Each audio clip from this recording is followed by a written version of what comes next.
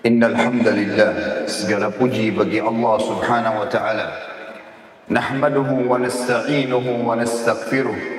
Hanya kepadanya kita memuji, meminta pertolongan serta bertaubat dari dosa-dosa kita. Wa na'udzu billahi min syururi anfusina, dan hanya kepada Allah pula kita meminta agar dijauhkan dari keburukan-keburukan diri kita. Wa min sayyiati a'malina, dan dari segala dosa yang pernah kita lakukan. May yahdihillahu fala mudhillalah, barang siapa yang telah Allah berikan petunjuk maka tidak akan pernah sesat selamanya. Wa may yudlilhu fala hadiyalah, dan barang siapa yang telah Allah sesatkan maka tidak akan mendapatkan petunjuk selamanya. Asyhadu an la ilaha illallah wahdahu la syarikalah wa asyhadu anna Muhammadan abduhu wa rasuluh. Saya bersaksi tiada Tuhan yang berhak disembah kecuali Allah, dan Muhammad benar-benar hamba juga utusannya. Qala Allah Ta'ala, Allah telah memperingatkan dalam kitabnya, ya ayyuhalladzina amanu taqullaha haqqa tuqatih wa la tamutunna illa wa antum muslimun. Hai sekalian orang-orang yang beriman, bertakwalah, patuh dan tunduklah, sebenar-benar patuh dan tunduk kepada satu-satunya pencipta segala sesuatunya, baik di langit, di bumi, di kedalaman lautan, yaitu Allah. Dan janganlah kalian meninggal dunia kecuali dalam keadaan Islam. Di ayat yang lain, qala Allah Ta'ala, ya ayuhan nasu taqu rabbakum alladhi khalaqakum min nafsin wahidah wa khalaqa minha zawjaha wa batha minhuma rijalan kathiran wa nisaa wattaqullaha alladhi tasaaluna bihi wal arham innallaha kana alaikum raqiba. Hai sekalian manusia, sekali lagi bertakwalah, hanya patuh dan tunduklah kepada Allah yang telah menciptakan kalian dari jiwa yang satu, yaitu Adam alaihissalam, dan telah menciptakan dari jiwa yang satu istrinya Hawa alaihissalam, dan telah banyak memberikan keturunan laki-laki juga perempuan dari keduanya. Sekali lagi bertakwalah, hanya patuh dan tunduklah kepada Allah, dan jagalah hubungan silaturahim. Sesungguhnya Allah senantiasa mengawasi kalian. Di ayat yang ketiga, qala Allah Ta'ala, ya ayyuhalladzina amanu taqullaha wa qulu qawlan sadida yuslih lakum a'malakum wa yaghfir lakum dhunubakum wa may yuti'illaha wa rasulahu faqad faza fawzan 'azima. Hai sekalian orang-orang yang beriman, sekali lagi bertakwalah, hanya patuh dan tunduklah kepada Allah dan ucapkan kalimat yang benar. Niscaya Dia akan memperbaiki amal-amal perbuatan kalian, mengampuni dosa-dosa kalian. Barang siapa yang mentaati Allah dan Rasulnya, maka dia telah mendapatkan kemenangan yang besar. Amma ba'd, fa inna asdaqal hadits kitabullah. Kita semua tahu rujukan terbaik umat Islam dalam segala lini kehidupan mereka adalah kitabullah, Al-Quran. Wa khair hadyu Muhammadin sallallahu alaihi wasallam, dan sebaik-baik petunjuk selain Al-Quran adalah petunjuk Nabi besar Muhammad sallallahu alaihi wasallam. Wa syarrul umuri muhdatsatuha, dan seburuk-buruk perbuatan yang tidak punya rujukan dari wahyu Al-Quran dan sunnah. Fa inna kulla muhdatsin bid'ah, ibadah-ibadah yang tidak punya rujukan dikenal dengan perbuatan beralam agama. Wa nabidatin dhalalah, perbuatan tersebut bisa membawa pelakunya pada kehuluan, dan finnar kedua akan membawa pelakunya ke dalam api neraka. Saudaraku seiman rahimani wa rahimakumullah, apa yang saya bacakan tadi dikenal dengan khutbah hajah.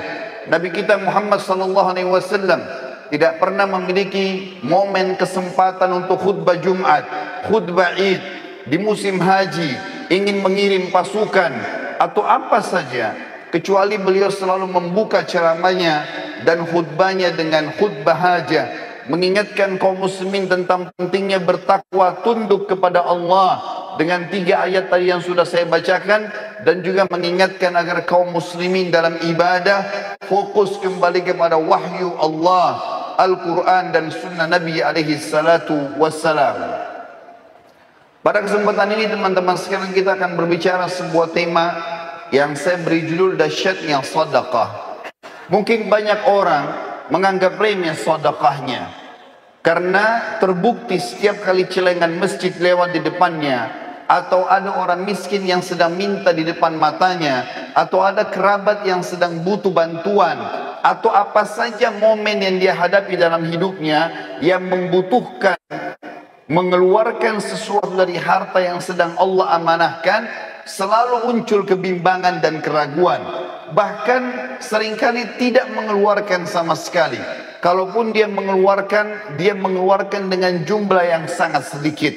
Pada kesempatan ini kita akan coba membongkar dan mengubah semua persepsi negatif tentang masalah sedekah. Seakan-akan harta seorang hamba berkurang karena sedekah. Ketahuilah saudaraku seiman, sedekah adalah sebuah hal yang luar biasa yang telah disiapkan oleh Allah Subhanahu wa taala justru untuk memberkahi harta yang ada, memperbanyak, mendatangkan keturunan, membahagiakan dalam rumah tangga, membuka semua pintu-pintu langit sehingga banyak sekali hal-hal yang akan kita dapatkan sebagaimana kita mulai khutbah ini dengan statement para sahabat dan tabi'in. Umar bin Khattab radhiyallahu anhu berkata, sesungguhnya amal itu saling berbangga diri satu sama yang lain, sementara sedekah akan berkata dengan amal-amal yang lain, sayalah yang paling baik di antara kalian. Abdul Aziz bin Umair rahimahullah berkata, salat itu akan menyampaikan dirimu setengah perjalanan, puasa akan menyampaikan dirimu kepada pintu sang Raja Allah, sedangkan sedekah akan menyampaikan dirimu ke hadapan sang pencipta Allah. Ibnu Abi Ja'ad berkata rahimahullah, sesungguhnya sedekah itu benar-benar menutup atau menghilangkan 70 pintu keburukan dan cobaan dalam kehidupan. Yahya bin Mu'ad rahimahullah juga berkata, tidaklah saya mengetahui suatu biji yang mengimbangi gunung dunia ini seperti amal sedekah. Asy-Syu'bi rahimahullah berkata, barang siapa yang tidak memperlihatkan bahwasanya dirinya butuh kepada ganjaran sedekah daripada seorang fakir yang sedang butuh menerima sedekah itu, maka sama saja dia sudah membinasakan dirinya sendiri. Al-Laits ibn Sa'ad rahimahullah berkata, barang siapa telah mengambil dariku suatu sedekah atau hadiah, maka hak dirinya atas diriku adalah lebih besar daripada hak diriku atas dirinya, karena dia telah menerima apa yang telah aku korbankan kepada Allah. Al-Fudail bin Iyad merincikan perkataan Laits sambil berkata rahimahullah, dia mengatakan mereka membawa orang-orang yang meminta sedekah dan sudah kami berikan, mereka membawa perbekalan-perbekalan kami menuju ke akhirat tanpa upah sedikit pun, hingga mereka meletakkan sedekah kami di timbangan sang pencipta Allah.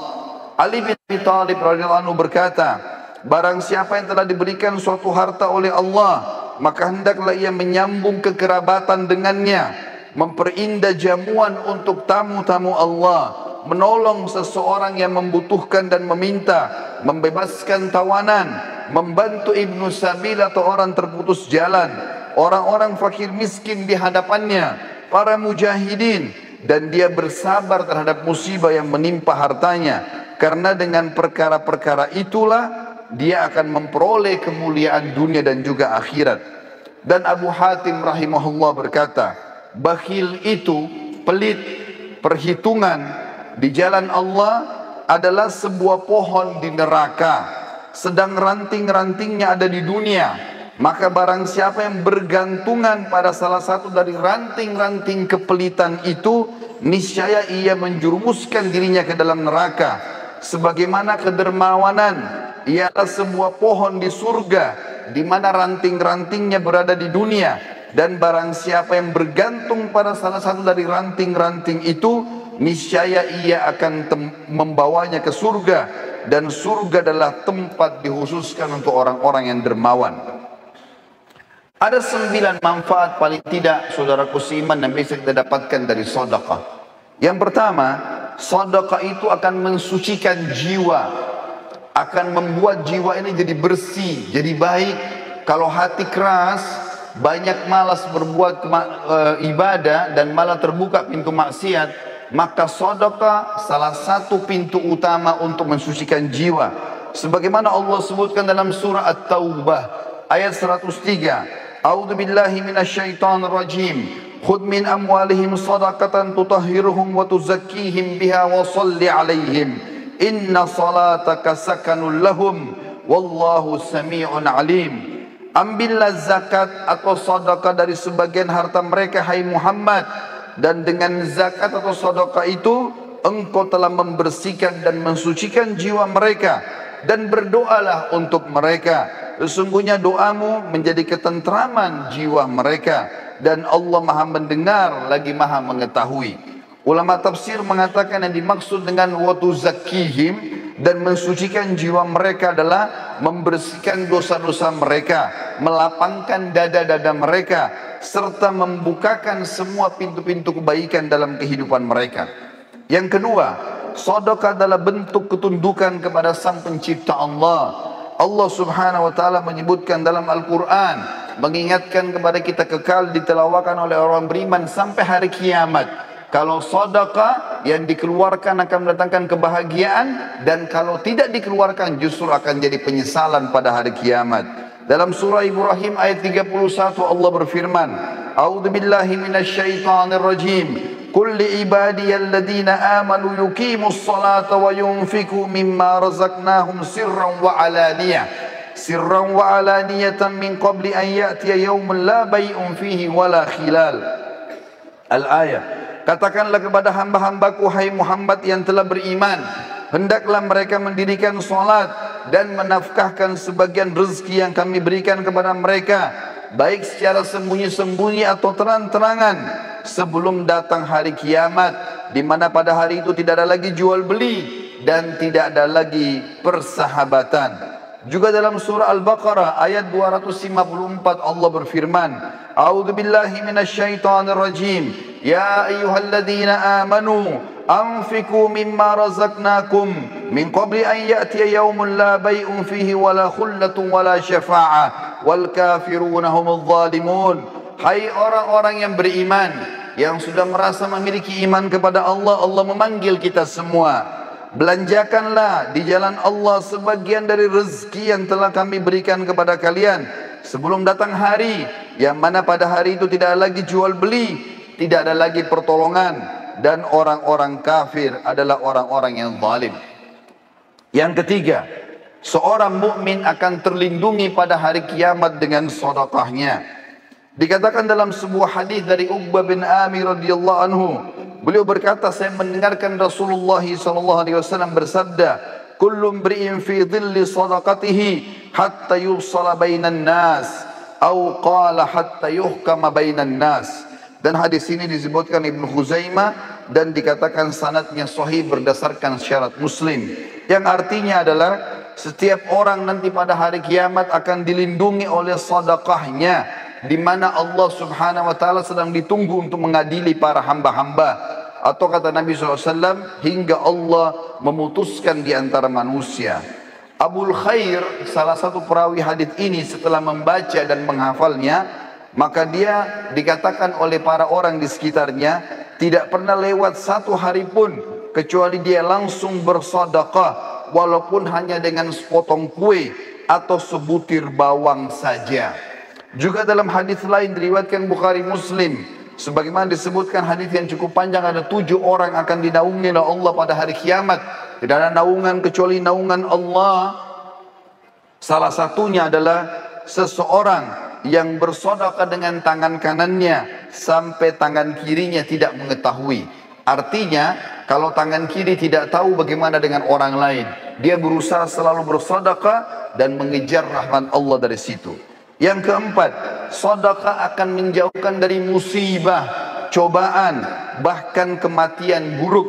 Sebagaimana dijelaskan dalam sebuah hadis diriwayatkan Tabarani dalam kitab Al-Kabir dengan sanad hasan, kata Rasulullah sallallahu alaihi wasallam, "Sana'iul ma'rufi taqiyu masari as-su' wa sadaqatus sirri tudfi'u ghadabur rabb wa silatur rahim tazidu fil umur."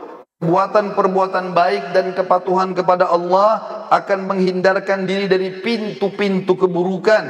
Sedekah yang tersembunyi akan memadamkan amarahnya Sang Pencipta Allah dan menyambung tali silaturahim, akan menambah umur.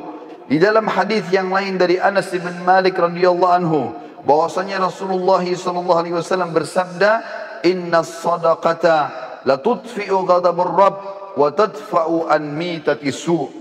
Ketahuilah bahwasanya sedekah dapat memadamkan amarahnya Sang Pencipta karena sudah melanggar dan menghindarkan diri dari kematian yang buruk. Kata Ibnu Arabi Al-Maliki rahimahullah, hakikat daripada terhindar dari kematian buruk adalah kematian dalam kondisi bermaksiat.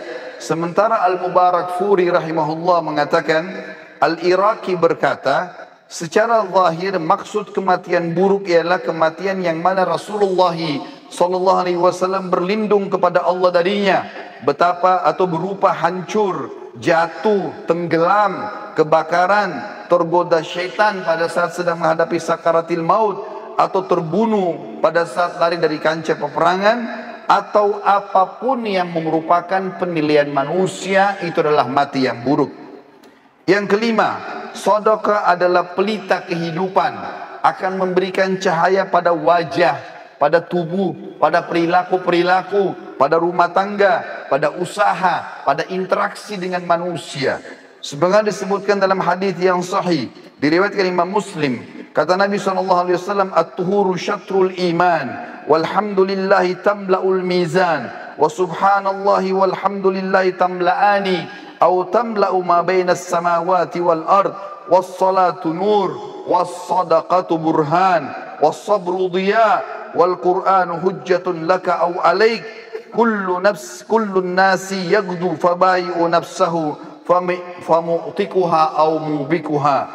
Bersuci itu adalah bagian daripada keimanan. Alhamdulillah kalau diucapkan akan memenuhi timbangan pada hari kiamat. Subhanallah dan Alhamdulillah memenuhi apa yang berada di antara langit dan bumi. Salat itu akan menjadi cahaya kehidupan, sementara sedekah akan menjadi pelita kehidupan. Sabar itu akan menjadi penolong, sedangkan Al-Quran bisa menjadi hujjah terhadapmu atau menjadi penolongmu. Apabila kau meninggalkannya maka dia akan menjadi hukuman bagimu, dan kalau kau mengamalkan isinya maka dia akan menyelamatkanmu. Setiap manusia berusaha untuk menjual dirinya dan menyelamatkannya. Di antara mereka ada yang membebaskan dirinya dengan kebaikan-kebaikan, dan ada yang menghancurkannya dengan kemaksiatan. Yang keenam, sedekah itu bisa menebus seorang muslim dari hukuman Sang Pencipta Allah.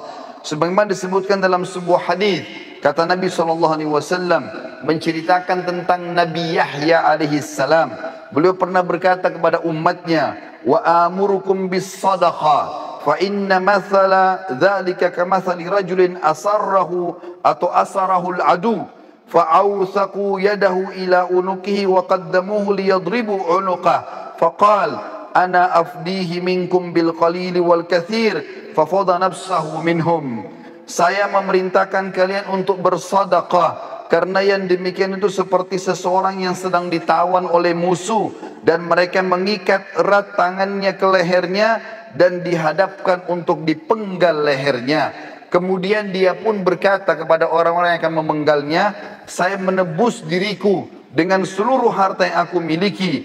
Akhirnya mereka pun melepaskannya. Nabi SAW telah menyerupakan seorang pemberi sedekah seperti tawanan, lalu sedekah hadir untuk membebaskan dia. Yang ketujuh, Allah akan mengembalikan apa yang dikeluarkan. Sedikit dikeluarkan maka Allah akan berikan besar. Mengeluarkan satu kali sedekah apapun sifatnya, maka pada saat itu minimal balasan Allah 10 kali lipat, bahkan bisa sampai 700 kali lipat dan kelipatan-kelipatan yang banyak. Allah menyebutkan dalam surat Saba ayat 39, A'udzu billahi minasyaitonir rajim. Qul inna rabbi yabsutur rizqa liman yasha'u min ibadihi wa yaqdiru lah wa ma anfaqtum min syai'in fahuwa yukhlifu wa huwa khairur raziqin. Katakanlah hai Muhammad kepada hamba-hambaku, sesungguhnya Tuhanku melapangkan rezeki bagi siapa yang dikehendakinya di antara hamba-hambanya, dan menyempitkan bagi siapa yang dikehendaki. Tapi siapa yang ingin diluaskan rezekinya, maka bernafkahlah di jalan Allah. Pasti Allah akan menggantikan, dan dia sebaik-baik pemberi rezeki. Di dalam sebuah hadis yang sahih riwayat Imam Muslim, kata Nabi SAW, Allah berfirman hadis qudsi, ya ibna Adam, anfik, umfik alaik. Wahai anak Adam, keluarkan dulu di jalanku, maka aku akan berinfak kepadamu. Juga dalam hadis yang lain, di mana Nabi SAW menyebutkan dalam hadis Bukhari Muslim, ma min yaumin yusbihul ibadu fihi illa wa malakani yanzilan, fayaqulu ahaduhuma Allahumma ati mumfikan khalafa, wa yaqulu al-akhar Allahumma ati mumsikan talafa. Tidaklah suatu hari lewat kecuali Allah menurunkan malaikat dua orang. Yang satu berkata, ya Allah, berilah ganti rezeki yang luas bagi orang yang berinfak. Dan yang satu lagi mengatakan, ya Allah, berikanlah kebinasaan dan kesempitan hidup bagi orang yang kikir. Yang kedelapan, pahala sedekah tidak pernah terputus dan akan terus dipanen oleh orangnya walaupun dia sudah meninggal dunia. Sebagaimana hadis yang masyhur diriwayatkan oleh Imam Muslim, kata Nabi SAW, idza mata ibnu Adam inqata amalu illa min thalath, sadaqatin jariyah au ilmin yuntafa'u bihi aw waladin salih yad'u lah. Apabila anak Adam meninggal dunia, maka terputus segala sumber pahalanya kecuali dari tiga, sedekah jariyah. Berapa banyak teman-teman sekalian celengan masjid yang lewat depan kita yang sudah jelas-jelas dipakai untuk aktivitas kebaikan, tapi kita sia-siakan, bahkan kita berusaha untuk mencari uang yang paling kecil, padahal itu akan menjadi amal jariah buat kita. Mungkin untuk pembangunan, tempat kamar mandi, atau mungkin biaya untuk kegiatan-kegiatan agama. Berapa banyak yang kita bisa dapatkan, tapi orang sering melewatkan kotak-kotak amal tanpa memberikan sedekah. Berapa banyak orang miskin yang sudah minta depan matanya, maka syaitan membisikkan sambil mengatakan orang itu masih kuat, mungkin anak pinjaman atau apalah bahasa syaitan, dan dia masih bisa bernegosiasi dengan syaitan sehingga buku amalnya kosong dari sedekah pada hari itu. Padahal jelas-jelas itu akan menjadi penyebab bergulirnya pahala setelah dia meninggal. Atau ilmu yang bermanfaat, kata Nabi SAW, atau anak saleh yang mendoakan dia. Dan yang terakhir, saudaraku seiman, yang kesembilan adalah sedekah akan menghapuskan dosa-dosa. Sebagaimana disebutkan dari Muadz bin Jabal radhiyallahu anhu, bahwasanya Nabi SAW bersabda dalam hadis sahih riwayat Tirmidzi, as-sadaqatu tudfi'ul khati'ah kama yudfi'ul ma'un nar. Ketahuilah sedekah akan menghapus kesalahan sebagaimana air memadamkan api. Nabi SAW adalah orang yang paling gemar bersedekah. Bahkan dalam riwayat dijelaskan kalau Nabi SAW tidak pernah menolak siapapun yang minta kepada beliau. Dari Jabir bin Abdullah radhiyallahu anhu, beliau berkata, "Ma su'ila Rasulullah SAW syai'an qad faqala la." Tidak pernah Rasulullah SAW dimintai sesuatu lalu dia mengatakan tidak. Juga dari Anas bin Malik beliau berkata, "Masu'ila Rasulullah sallallahu alaihi wasallam 'alal islami syai'an illa a'tah, wa laqad ja'ahu rajulun fa'atahu ghanaman baina jabalaini, faraja ila qaumi faqala ya qaum aslimu fa inna Muhammadan yu'ti ata'an la yakhshal faqr." Tidaklah Rasulullah SAW dimintai sesuatu kecuali pasti beliau selalu memberi. Bahkan beliau pernah memberi seseorang yang belum masuk Islam ada domba yang berada di antara dua gunung, sampai akhirnya dia pulang ke kaumnya lalu mengatakan, "Hai kaumku, masuklah kalian ke dalam Islam karena Muhammad memberikan pemberian yang tidak akan pernah membuat kita miskin." Bahkan Nabi SAW mengajarkan para istri beliau. Di antaranya beliau berkata kepada Aisyah pada saat sudah menyembelih seekor domba, lalu beliau bertanya waktu sudah disuruh bagi-bagikan, kata Nabi SAW, "Bagilah." Maka Nabi SAW balik setelah itu bertanya kepada Aisyah, "Ma baqiya minha?" Apa yang tersisa darinya, hai Aisyah? Qalat, maka Aisyah berkata radhiyallahu anha, "Ma baqiya minha illa katifuha." Tidak tersisa lagi ya Rasulullah kecuali bagian lengannya saja, dan itu pun saya siapkan untuk anda. Maka kata Nabi SAW, "Baqiya kulluha ghaira qatifiha. Ketahuilah bahwasanya tersisa semuanya, justru yang tertinggal hanyalah lengannya saja atau pundaknya saja. Artinya yang sudah kamu sudah sedekahkan, justru itu yang terbaik yang kita panen pahalanya pada hari kiamat, dan itu yang kekal, sementara yang tertinggal kita makan akan habis dengan itu. Begitu pula dengan banyak sahabat Nabi ridwanullahi alaihim yang luar biasa dari sisi infaknya, Abu Bakar, Uthman, dan luar biasa mereka tidak pernah menolak sesuatu. Abdullah bin Umar pun radhiyallahu anhu, beliau pernah ingin sekali makan ikan, lalu kemudian datang seseorang fakir mengetuk pintunya sementara dia lagi puasa dan akan berbuka puasa. Maka dia bilang sama pembantunya, berikanlah kepada orang miskin ini. Maka pembantunya mengatakan, Tuan, bukankah anda lebih butuh dengan masalah ini? Maka kata Abdullah bin Umar, sesungguhnya Allah mengetahui kalau Ibnu Umar menyukai ikan tersebut, dan pada saat itu Allah menginginkan aku memberikan yang terbaik, maka berikanlah kepada dia. Lalu kemudian dia berbuka puasa dengan kurma yang kering. Aisyah radhiyallahu anha pernah juga begitu, lagi puasa, ingin berbuka puasa, lalu tidak ada sama sekali makanan kecuali roti kering. Maka ada orang yang minta di depan pintu rumahnya, maka Aisyah pun berkata pada pembantunya radhiyallahu anhum ajma'in, berikanlah kepada fakir miskin ini. Pada saat diberikan, pembantu itu mengatakan, apa yang akan kita makan? Buka puasa tidak ada makanan. Maka kata Aisyah dengan penuh keyakinan, Allah pasti akan mendatangkannya. Sebelum menjelang azan maghrib, datanglah seseorang dari penduduk Madinah memberikan seekor kambing yang utuh, diberikan dengan dihiasi dengan minyak samin dan za'faran, utuh diberikan ke rumah Aisyah anha. Lalu Aisyah pun berbuka puasa dengan pembantunya pada saat sambil berkata, makanlah daging ini, sesungguhnya ini lebih baik daripada roti yang sudah kamu infakkan itu.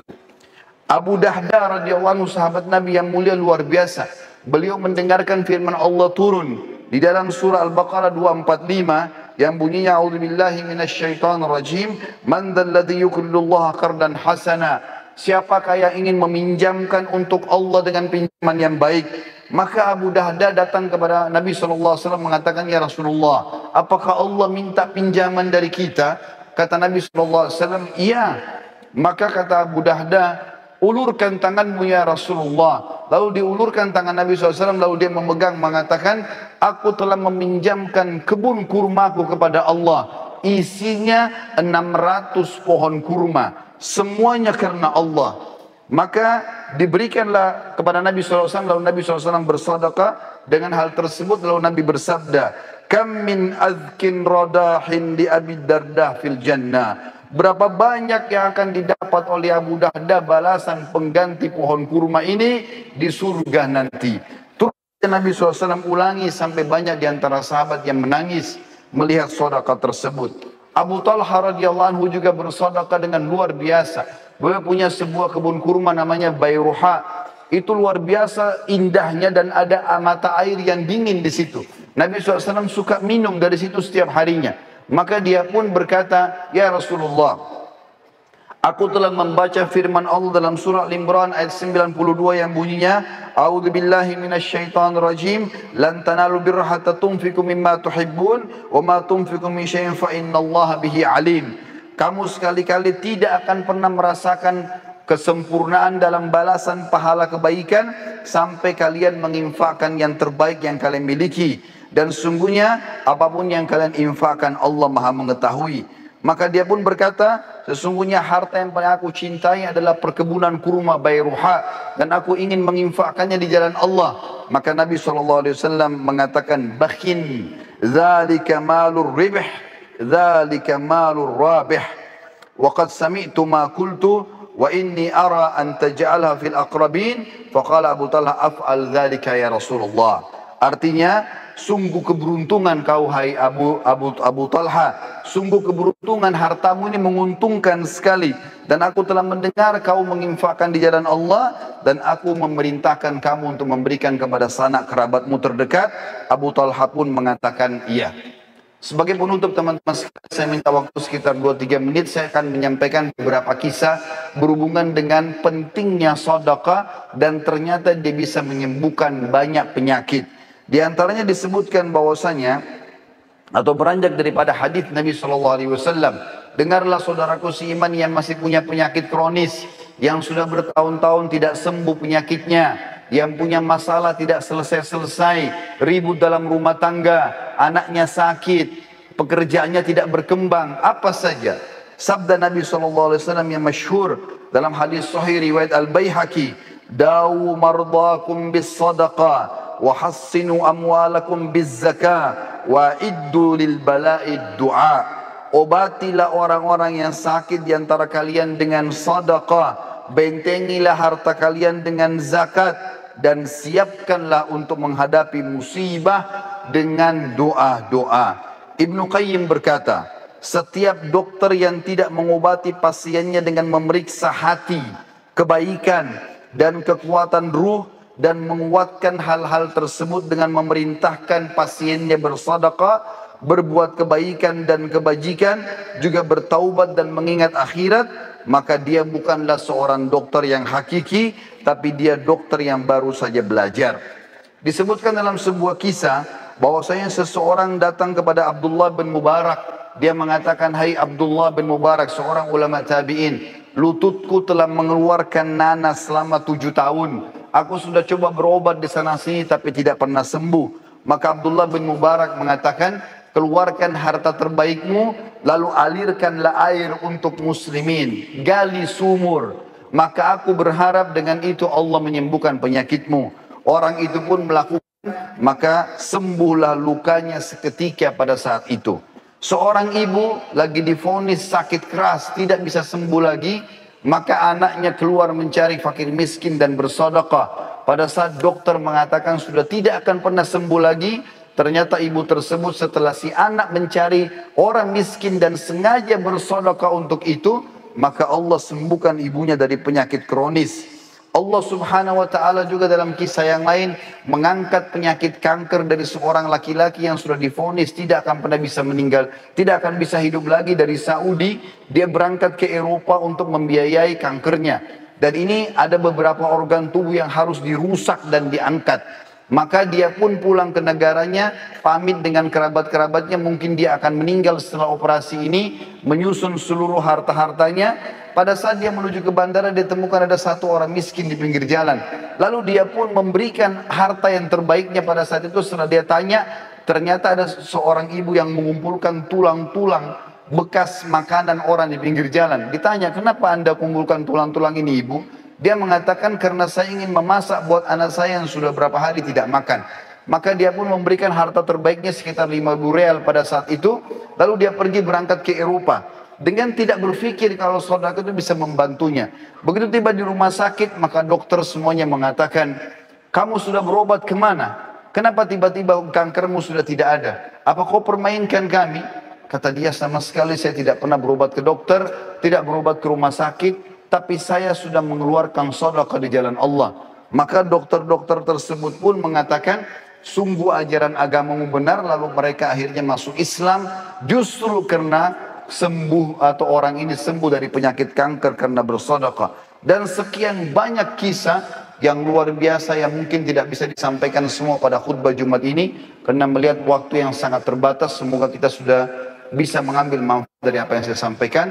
Aqulu qauli hadza, saya sudah mengucapkan perkataan saya ini, wa astaghfirullah li wa lakum, dan saya mengajak jemaah sekalian untuk istighfar kepada Allah dan juga diri saya sendiri. Fastaghfiruhu innahu huwal ghafurur rahim.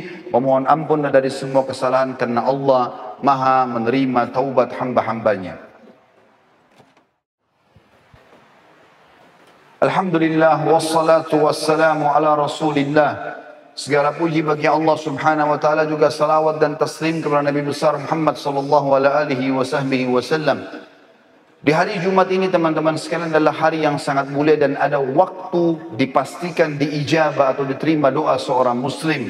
Ada dua riwayat. Riwayat yang pertama diriwayatkan oleh Imam Nasai, kata Nabi sallallahu alaihi wasallam, tidak ada seorang muslim yang berdoa di hari Jumat kecuali diijabah, dan kejarlah itu antara asar sampai menjelang terbenam matahari. Dan dalam riwayat yang lain, riwayat Imam Muslim, kata Nabi SAW, waktu mustajab di hari Jumat adalah pada saat khatib duduk di antara khutbah kedua dan sampai diiqamahkan sholat. Makanya semua khatib yang faham ini pasti akan berdoa di khutbah keduanya. Marilah kita hadirkan hati dan fikiran kita untuk berdoa kepada Sang Pencipta Allah. Semoga saja Dia mengijabah doa kita. Alhamdulillahi Rabbil Alamin. Kami memujimu ya Allah sebagaimana layak Kau dipuji sebagai pencipta. Kami memujimu sampai Engkau ridho terhadap pujian kami. Kami tidak hadir di sini kecuali karena ingin mengerjakan perintah yang sedang Engkau perintahkan kepada kami. Maka ikhlaskanlah niat kami. Dan kami juga mengucapkan salam hormat kami penuh dengan cinta dan rindu kepada utusanmu dan juga kekasih kami Nabi besar Muhammad sallallahu alaihi wasallam, sebagaimana Engkau mengucapkan salam hormat kepadanya bersama dengan malaikatmu.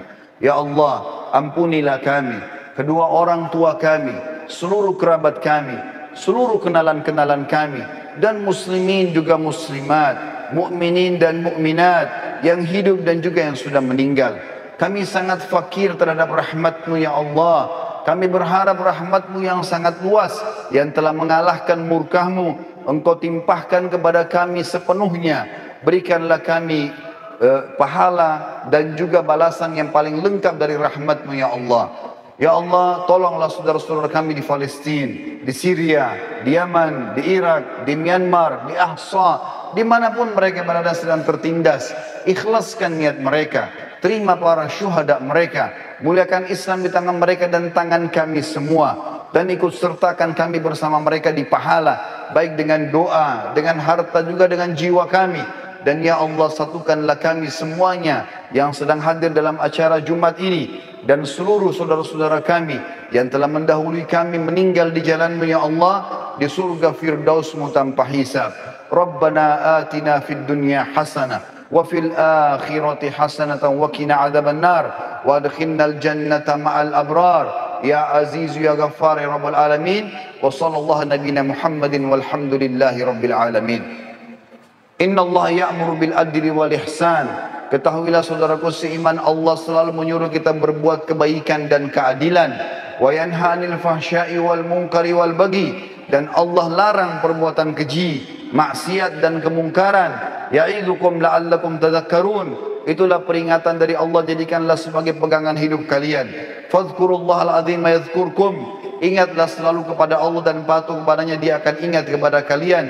Washkuruhu ala ni'ami yazidkum. Syukurilah nikmatnya, Dia pasti akan tambah. Wala dzikrullahi akbar. Mengingat dan patuh kepada Allah adalah amal yang paling besar. Wa aqimis shalah, dan dirikanlah salat.